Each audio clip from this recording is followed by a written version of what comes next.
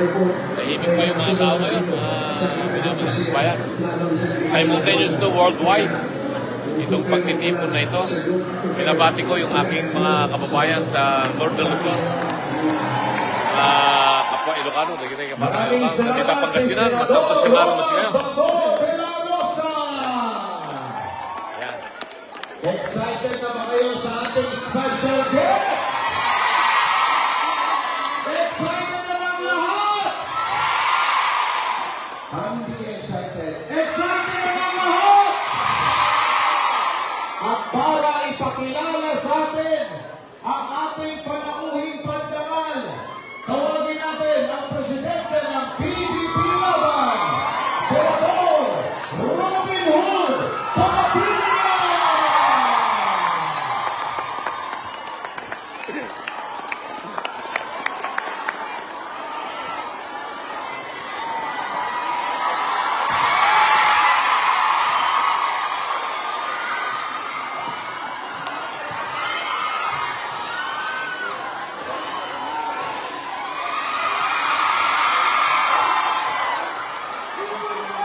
Magandang hapon po sa inyong lahat. Alam niyo,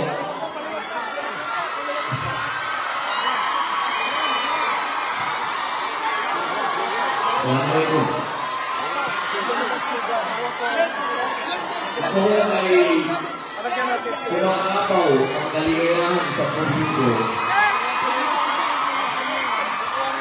Ito na. Mga mahal kong kababayan, sana po ay tumayo. Aking pagsakunin, at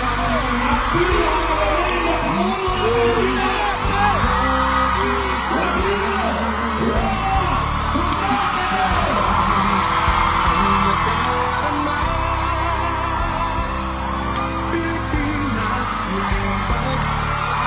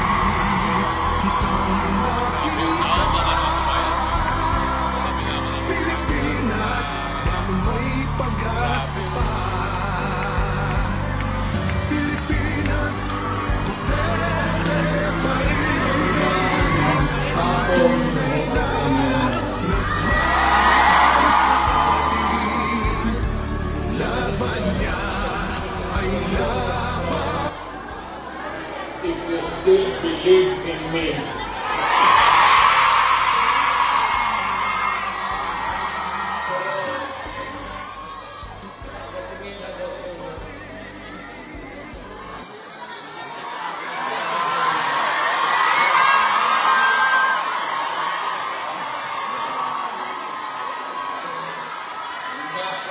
Boss. Betty. Picture tayo. Mga former, Cord, mga cord. Court. Mga cord. Yes. Betty.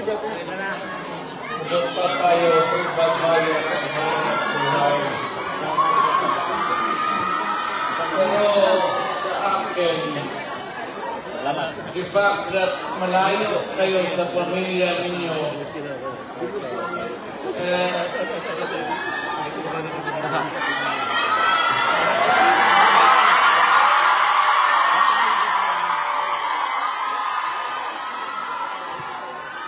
dama ko yung lungkot at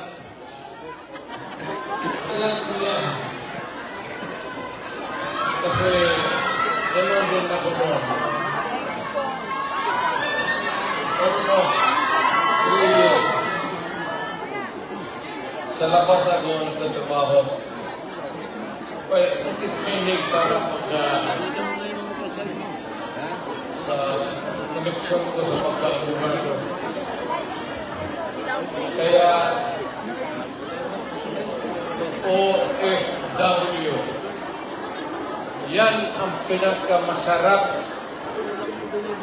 Nakikinig ako, OFW, mabuhay kayong lahat.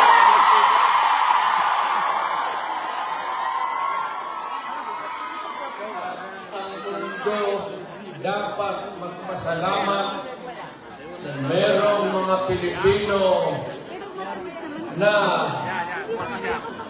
pupunta dito sa kanila, sa ibang bayan, para magtrabaho para sa kanila, para sa atin, makaipon ng pera para sa pamilya natin. Kasi, well, you know, could take about 7 to 10 years bago mawala itong sitwasyon natin na ganito. But in the meantime, that we are not really ready to provide opportunities, trabaho para sa lahat, then kasi pigilan tayo dito na magtrabaho para sa ating mga pamilya. Kaya ako ngayon dito, this is not the first time that I have harap ko kayo. Tanggapin na lang natin ano ang sa palak natin. Kasal tayo na yung pagod ninyo ngayon dito ang makinabang ang mga pamilya ninyo at ang mga anak ninyo. Mabuhay kayong OFW.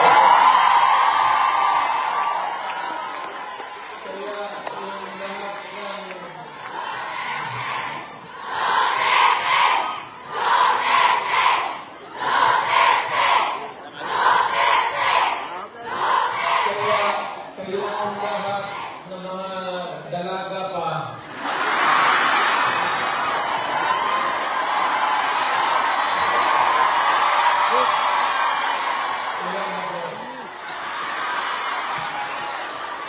Matagal pa naman ako dito sa buwan pa. Salamat po kayong lahat. Para magbigaya kayo.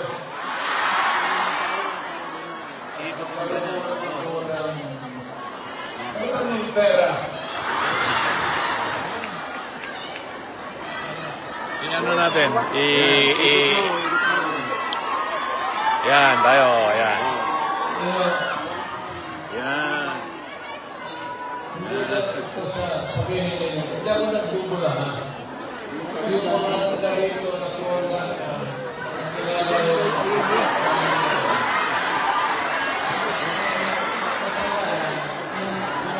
karanasan na Davao. Alam mo nila na ang sitwasyon namin pareho sa inyo. Matagal kami walang ama. Kasi bago sa sulok ko naman ang Pilipinas mo, ang hanap ko ay sa syudad pa na ang abogado ng sindihan sa barangay.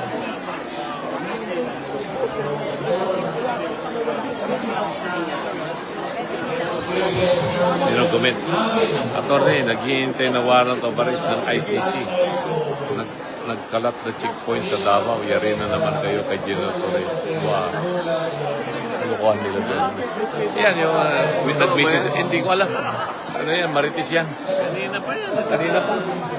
Kaya. Meron na raw warrant si...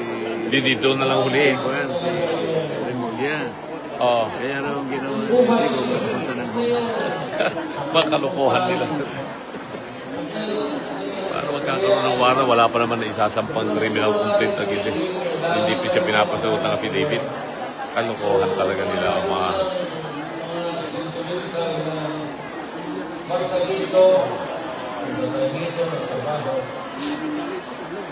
Dito kami minsan pasyal ako, kasama ko ang anak ko.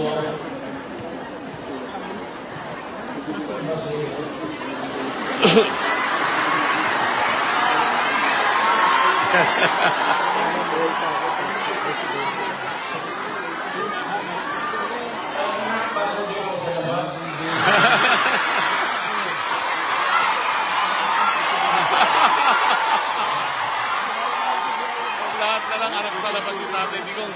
Ayan o, mga anak sa labas daw.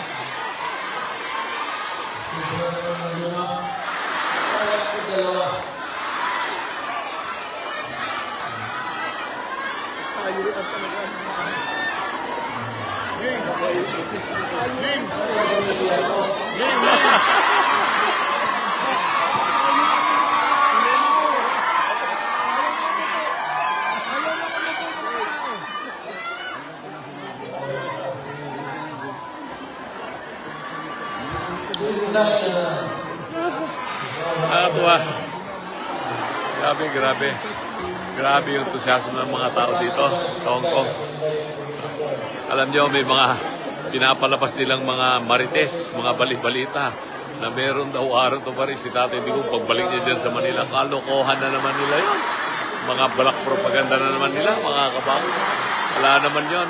Hindi totoo yan, mga chismis na yan, marites, mga black propaganda nila laban kay Tatay Digong. Ganon talaga yung kanilang style. So, nakikita niyo mga kababayan itong nangyayari ngayon na napaka-init at napaka-sarap na pakiramdam kahit na malamig dito sa Hong Kong ngayon. May init ang mga tao sa kanilang kasiyahan. Sa pasasalamat. Tapos ang kasama natin, give.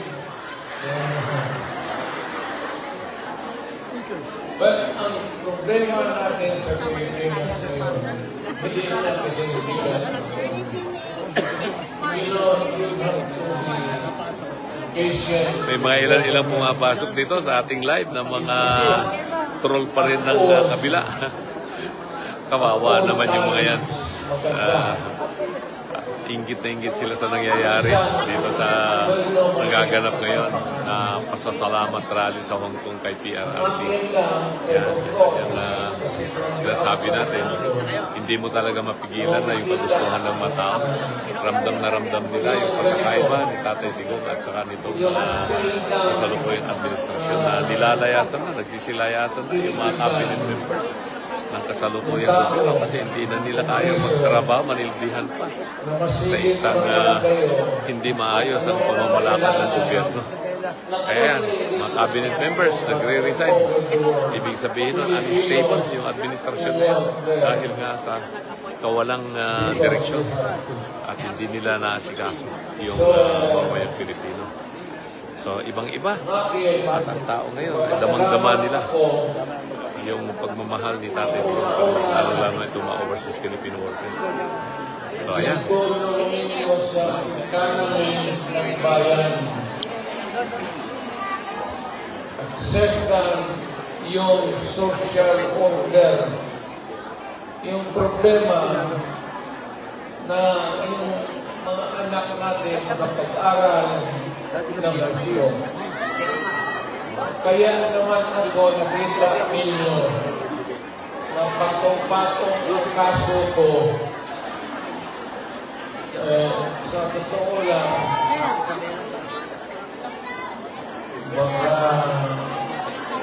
ang balita ko, may warrant daw ako. Yung sa ICC sabi. Matagal na yung nahabol ng mga putang ina.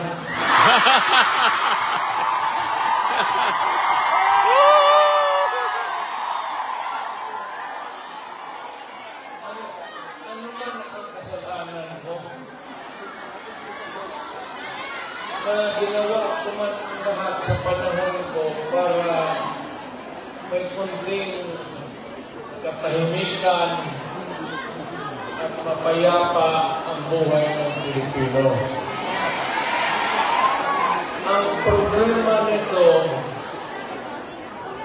ewan ko, ang tingin ng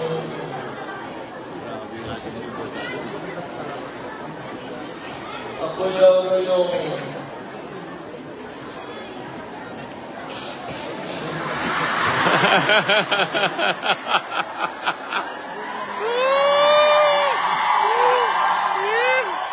ganito na. Ito ganito na. O saan ako? Assuming na totoo. Totoo talaga yung naririnig ninyo. Bakit ko ginawa yan? Para sa sarili ko? Para sa pamilya ko? Para sa inyo at ang inyong mga anak.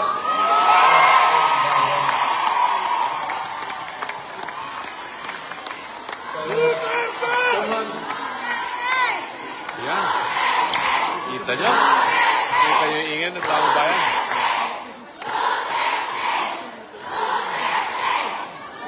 Ang hiliin ko na lang sa inyo, kung ganito man talaga ang swerte ko sa buhay, okay lang, katanggapin ko yan. Wala tayong magawa eh. Hulihin tayo, ikulong tayo. Kaya lang, meantime, contribute kayo kasi per dollar, para pagkabas ko sa presuhan, paggawa din niyo akong monumento. Katabi niya Rizal. Si Rizal may hawak na libro eh.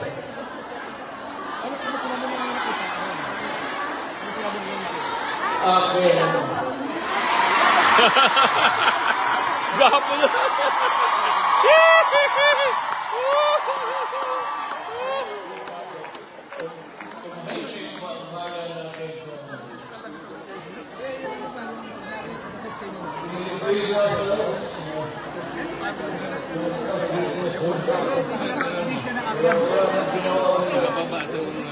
Tayo mga ayaw ng gulo, pilitan tayo confront evil because nandyan sa harap natin. Sino ba naman gustong tumatay?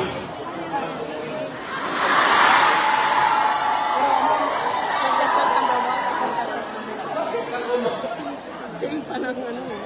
Well, waste my time. Hindi lang, patay ang secretary, lumatapak yung gabi, gano'n. So, Oo. sino ba naman gusto maging Pati yung rin ang swatch. Ang ulo.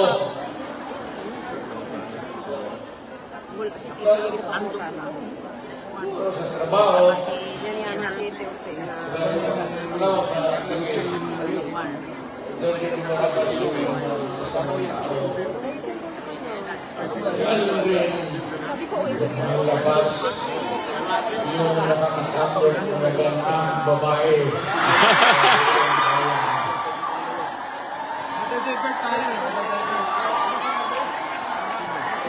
Sino ba nakita ninyo maganda sa araw? Bilang?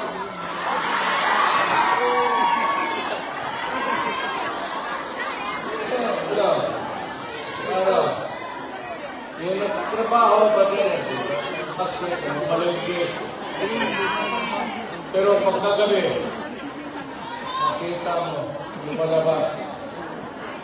Malanghel. Gising na.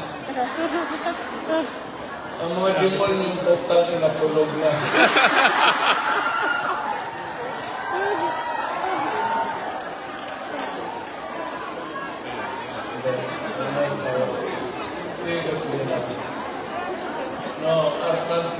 not here, but you know, I'm very sorry na nakikita kayo dito at kayong napunta dito sa loob. Kasi sa labas, mga Pilipino rin ang hinintay doon. So, sino may-ari ka?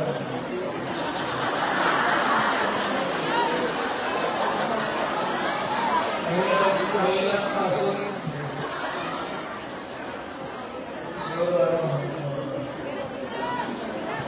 Contribute lang tayo. Gawa natin first floor. Or exclusive view. Para sakto din ang kita-kita May justice tayo. ka, kung gano'n. Ay, bahala ka na. Gano'n mo. May justice ka. Ingat ka. Maraming mga buntis na. Yung mga dalaga, Ma'am, dito yung bakal.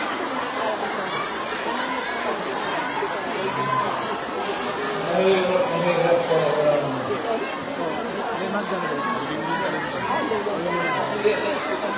Hindi ako mag-survive ng buhay. Na walang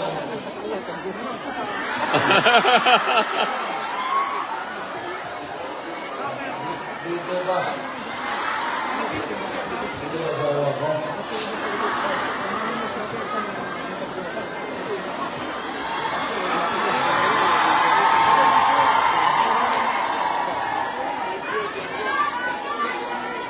Well, you know, ganito yan. We were not really ordered. Maybe it was informed of an order. Dumating sa atin, request from the Hong Kong authorities that we avoid talking about Parliament. Ako lang naman ako planong to talk about politics. So, I will talk about it sa Pilipinas. Huwag na lang kayo magpunta. I'm not trying to na kayo you vote or not. I leave it up to you to decide for your own kung ano talaga ang mabuti para sa mga. Pero kung ano kayo, if you have to listen to some advice, maybe you can consider the advice ng former president. Yes! An advice that is only good for the country. I'm not talking about any candidate, but the interest of the Philippines. So, pag meron akong mga kaibigan na nandito, group kami dumating, I happen to promise kami, wala pa kasama ko.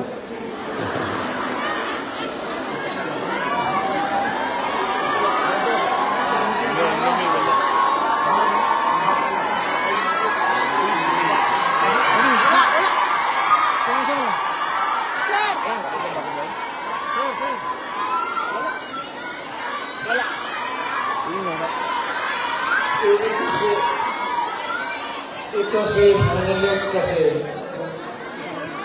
ang asawa ko overseas worker. Yung asawa ko ngayon, yung anak ko asawa ko ngayon, ito, nanay ni Inda yun, problema tayo. Alam mo yan,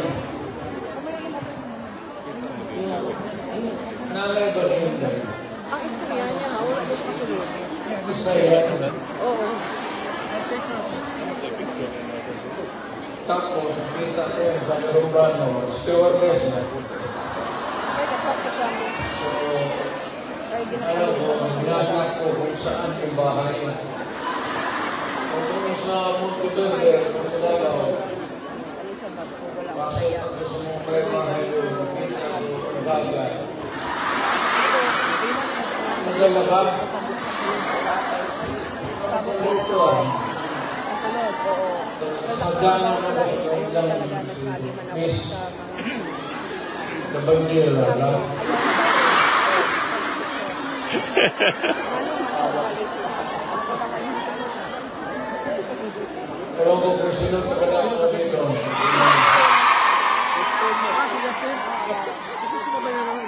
Yung hagdanan nila, hata ng nanay, si Purim. Kaya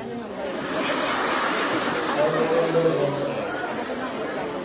Nilipat yung aso ko sa hagdanan. Tapos sinanay ako makaakyat. Sayang yung binabahay ko naman dito. Kaya, hindi mo. Hindi siya makulit. Ano yan yung mga Hindi naman ako naiya ko sa tawag niyang pokpok sa Bisaya.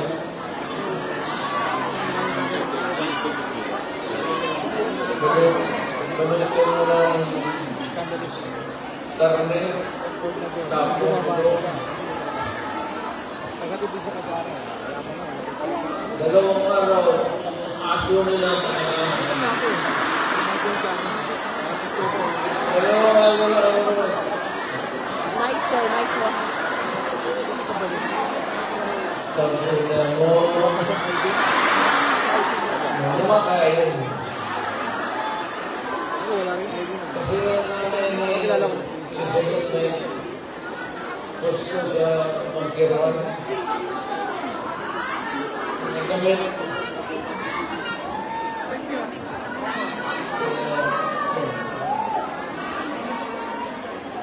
Ikaw ba number 1 dapat? Ikaw number 1 na... Mga baka ng istorya. Sino ba sa tinanan ko? Dinala ko sa Bigos. Kasi nung high school ako, nag-abot ako ng Bigos. 7 years ako sa high school. 4 years, 7 years. Graduate school ako. Very good. Umabot talaga ako ng Bigos. Puro ako ng graduate. Bagay, sa totoo lang ha, hindi ako nagkuya. Nothing to be proud of. Nothing to... Alam ba ninyo, ang presidente ninyo, 7 years high school.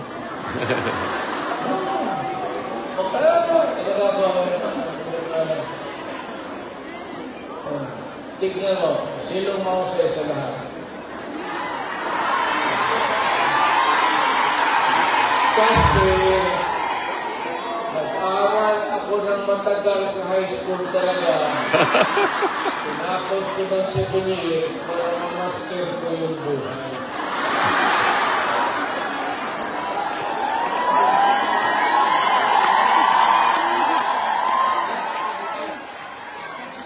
Ngayon, punta ako dito, pamilya, ang kilala. Ngayon, pasok ako sa harap ninyo, mayabang. Mga kababayan, ano bang sunod gagawin natin? Ano ba itong Pilipinas? Maligaya kayo o hindi? Maligaya ko lang kayo. Sa bahay nila. Ayun, inday na. Ayun, ang marami. Bita. Di ba sinabi ko sa inyo, sino yung mga matatanda dito na? Pero sinabi ko sa inyo, maliit pa yan si Inday. Sinabi ko na inyo, maldita yan, pagpay kayo. So, kita nila ng bugbog ng pulis. Hindi lang yan. Hindi, yung nakita lang ninyo sa TV, maraming binugbog yan, mga driver namin sa Buang talaga yung sa inyo.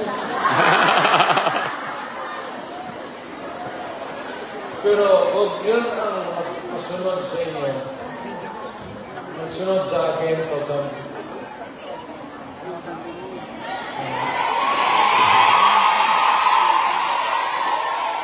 Maswerte kayo kung yan ang magsunod sa akin. Yeah! Kasi malapit na tayo talaga sa gera. Mamilig kayo ng kalaban. Hindi, mamaya sa iba. Bright, smart, pero mainit ang ulo.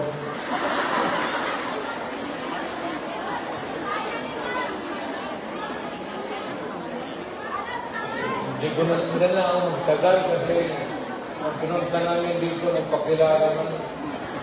Sabihin ko lang yung mga pangalan,